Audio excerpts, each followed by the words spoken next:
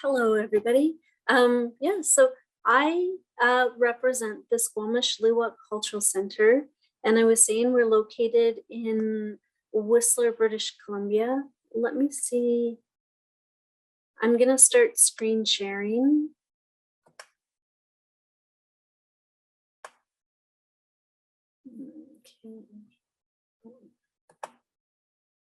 Okay.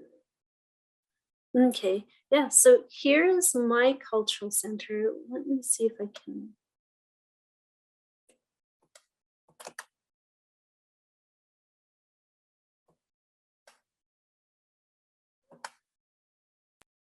If you hit the little tabletop to the right at the bottom, that will also help you do full screen. The one next to that. This one? That one right there, yeah. Okay, here we go. Yeah, so here is my cultural center. You can see we are really new. We're 13 years old this year, and the building itself is meant to replicate the traditional homes of the two communities we represent. This longer portion, the rectangular section, it represents the traditional home of the Squamish Nation, which is a longhouse.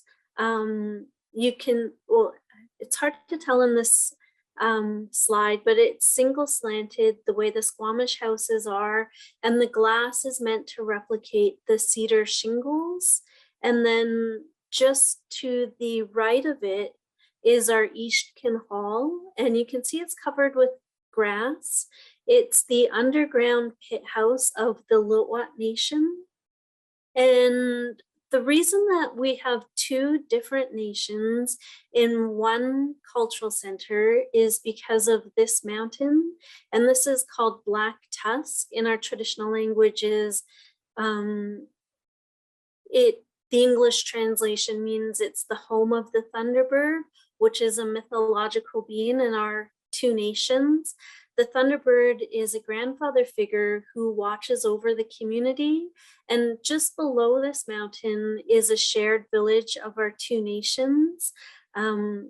This story says that we live in this area and we share and we work together, and that at one point in time our people, just like family members, started to fight and bicker amongst each other, and the Thunderbird could hear them, and he thought, okay, just like parents, I hope the children are going to work together and get along. But when the fighting continued for so long, the Thunderbird decided to teach the two communities a lesson, and he sent down a landslide, and the landslide decimated the community, and only a few of the members survived. And the Thunderbird went down and talked to them and gave them a message to return home and tell all of their friends and families that when you live and work in Whistler, that you're friends and family. And so in the contemporary times, the two nations remember this story and work together. I was saying that I'm from the Lil'wat Nation. We're a small community in southwestern British Columbia. You can see the dark brown is all of our traditional territory. Whistler is in about the center of the map. We're about 2,300 people. The closest English town to us is Pemberton. And then here you can see the traditional territory of the Squamish Nation. And you can see Whistler is at the top end of their territory. And that's where our traditional territories overlap. So in British Columbia, the communities here decided that instead of continuously fighting over a hard borderline, that they would have a section where they would overlap, and they're called shared territories. So in British Columbia, most of the communities will have a shared territory with the neighbor. The only community or the only section of territory that is not claimed by anybody is called the Valley of the Dead, which is in kind of like the Okanagan Kootenay section, just north or just above where the border between Canada and the US is. And they're about 4,000 people. So it does get sometimes really difficult managing two different groups of people. In our cultural center, we're really the central hub to share the story of both the Squamish and the Lil'wat Nation. So in Canada, some cultural centers are meant to teach the culture to their own people, but we're meant to share the story of who we are in such a big resort town. The Squamish Lil'wat Cultural Center hasn't done a lot of repatriation, and it's only started within the last, I guess, 10 years. This piece was a Lil'wat Nation Chief and Council led initiative. They worked with the museum in Vancouver, just over in Vancouver, to repatriate these two pieces. The stone piece is it's in the museum. It was credited to be a Lil'wat Nation carving, but this is not one of our traditional carvings. It's been misrepresented, and when our chief, Dean Nelson, looked into the history of the piece, he found it to be from a little town on Vancouver Island called Sliammon. So in the spirit of, you know, we wanted all of our pieces to come back to us, he returned that stone piece back to the Sliammon people. And here you can see the other picture is a cedar root basket. In my town of the Lil'wat Nation, cedar root weaving is one of the specialties of our community. The specialties of trading for goods and services. And so one of the ladies made this piece. Most likely, you can see it looks like a guitar or a violin case. It was requested by one of the non-native kind of neighbors, but the Lil'wat Nation requested to repatriate that back. And if you have a look at the quote, it's really long, but in essence, it's our chief, Dean Nelson, saying that he is starting the repatriation process because the Lil'wat Nation and the other Indigenous communities in Canada were sent away to residential schools for so long, where they took most of the language and a lot of the cultural knowledge away from the children, that having these pieces back to our community is really a visual cue that they're hoping to spark some sort of memory, and they're hoping to use a collective memory within all of our community members to fill in all of the gaps. Like the Lil'wat Nation is really fortunate that we do still have our language, we have our songs, and we have our stories, but it's some of the smaller details that were lost at residential school, and we're hoping to fill that in and share knowledge with some of our other neighbors so that we could have a clearer picture of what our culture looked like before colonization. And then this one here, we've only done a few repatriations. This was done with another small local museum, the Sunshine Coast Museum, which is in the Squamish Nation territory. During COVID, they had a lot of time to clean out and look at their collections, and they found these stone pieces, or Squamish Nation pieces. So they repatriated those back in 2019. And then the shells a year later in 2020. So we're really fortunate that in Canada, or in our area at least, some of the smaller museums are really willing and able to work with the board to repatriate some pieces.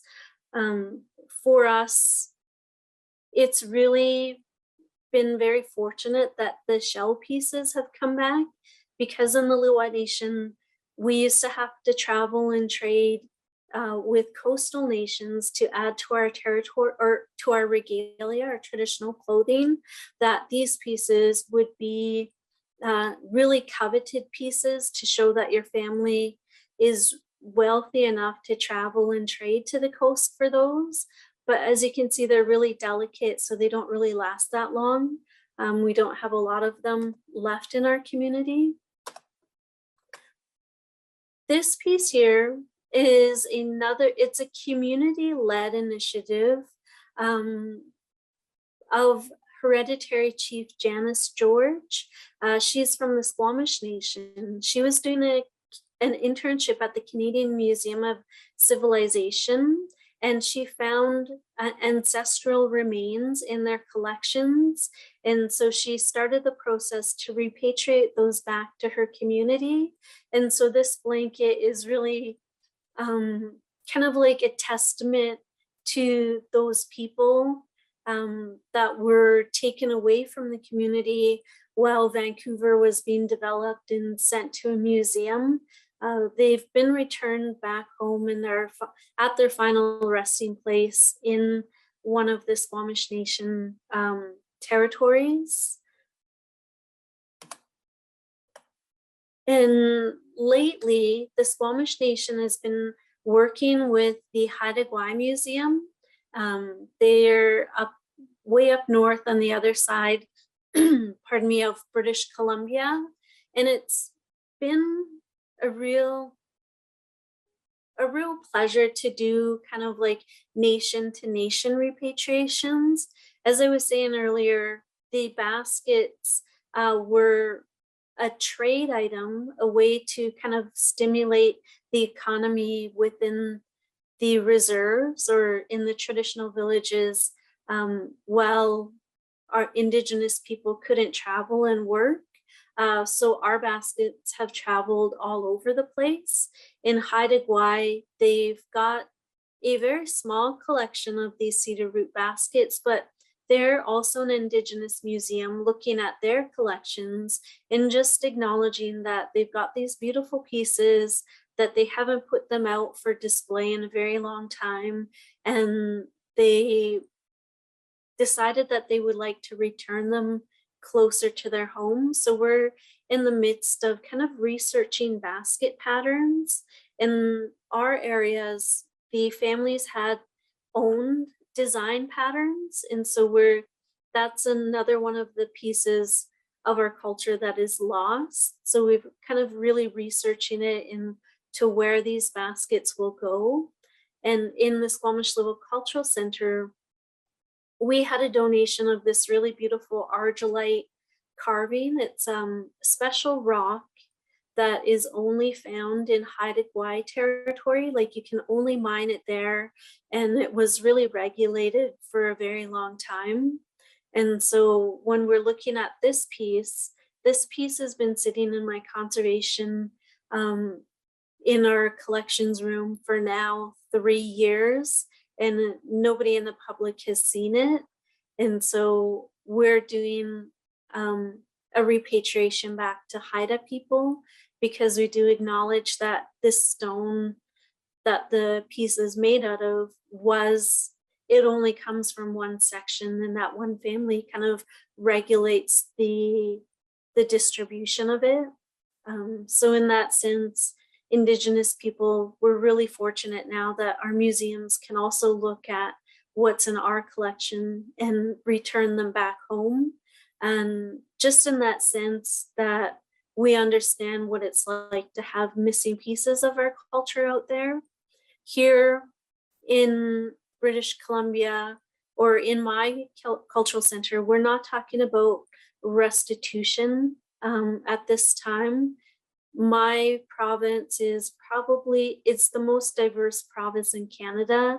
There are 200 Indigenous communities in the center.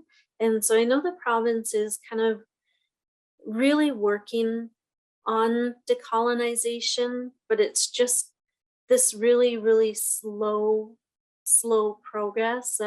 In Canada, the country really talks about being multicultural, and they really talk about, in instilling all of these documents to help the government decolonize, but it's just really so slow that a lot of times we find that you have to go to court and fight them in courts before they recognize any laws and policies. So we're hoping that, with our own action, we can inspire other small museums to say that returning pieces back to their host communities is not a bad thing. They're not losing anything, but they're gaining more trust in with our communities, and that we don't want, not every community wants everything back. Like with the Sunshine Coast, they have returned so much to us, and they've still got more items in their collection, but now we're starting to think maybe instead of returning everything, we can leave some of our pieces there. And because we've got such good faith in them, in their work, that we can have in installation and talk about through signage the connection between our two communities, and show that we have a really great friendship, and that hopefully that kind of spirit will travel to more and more museums, and just from us modeling this type of kind of like behavior that we would like to see. So from repatriation point of view, we're still really young and we're still really learning as we go. But these are the sorts of things that we've been working on so far. And yeah, that's everything. And thank you.